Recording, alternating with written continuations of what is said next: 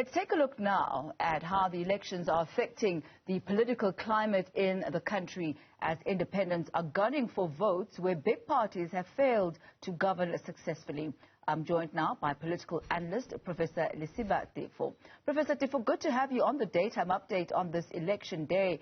Before we get into the issues of independent candidates and the role that they are playing in the political climate in our country, I don't know if you were listening in to the conversation that our reporter Bafedile Moirane was having with two of the residents in Freiburg, both of whom said they're not going to vote. One of them said it's the ANC that has gotten them this far. They don't see any alternatives. The other saying that she was politically active earlier on in her life, but she's educated, still without a job, still no food. So also a young person who's refraining from the voting. Talk to us about where South Africans are. We're seeing two polar opposites here, those who are going to the polls and others who are refraining from the polls. Give us a landscape and a view of where the psychology and the political appetite that South Africans have during this time. Well, let's start with the two last speakers interviewed. I think it's Karl Marx who said, it is to the advantage of the ruling elite to keep the masses uneducated. The very least you can do, perhaps, is to give them a facade of an education. With due respect to them and others, there shall be no change until and unless you are the agent of change. The lady says to me, I want change, but I don't want to be an agent of change. So we better just leave it at that. Who must do it for you if you don't want to do it for yourself? That's where the rub of the matter lies. If you're unhappy with X, surely try Z. Z may not necessarily be perfect, but you know exactly what you do not want. What you are unsure of is the new marriage or the new adventure. Why not give it a try? So leave it at that. And I think there was something that you alluded to, the changing political landscape. I'm fairly happy with what is going on. And I think I'm one of those who have been canvassing and will continue to do so. Make it possible for a son of a sharecropper, a drawer of water, to raise his or her hand, never mind where he or she is, to say, I am available to serve. And once you reach that stage, be assured South Africa will be on the right track to redeem itself. Because men and women of integrity will be identified by their communities. They will be deployed by their communities to go and represent them at council, at the legislature, or national parliament. Make it possible that everybody and anybody can raise his or her hand and say, I'm available to be a president. What am I saying? As long as you have the electoral act that we have as is, there is no way South Africa is going to change for the better. It can only get worse. But yes, there are discussions.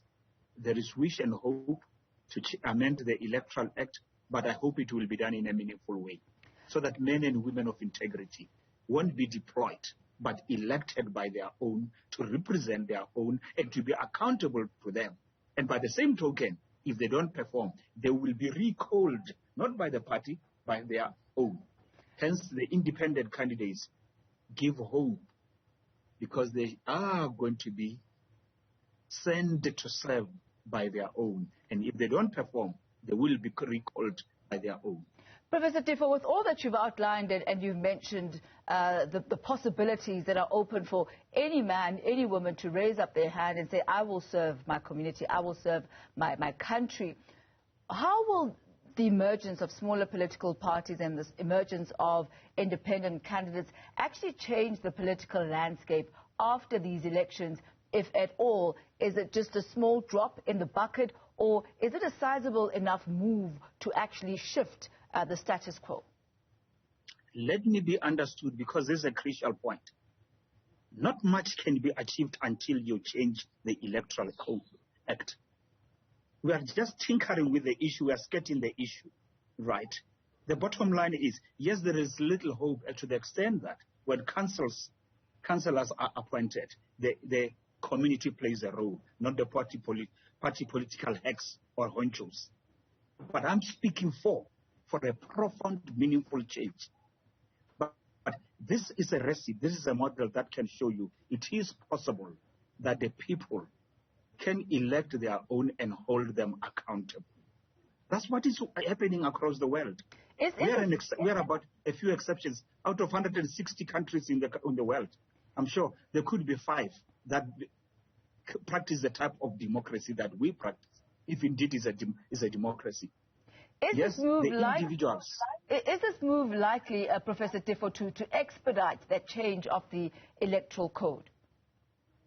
Oh yes, it is going on. I'm very much involved with that, and I've already concluded, given what I'm seeing happening, that the ruling party hasn't got a serious appetite to amend that.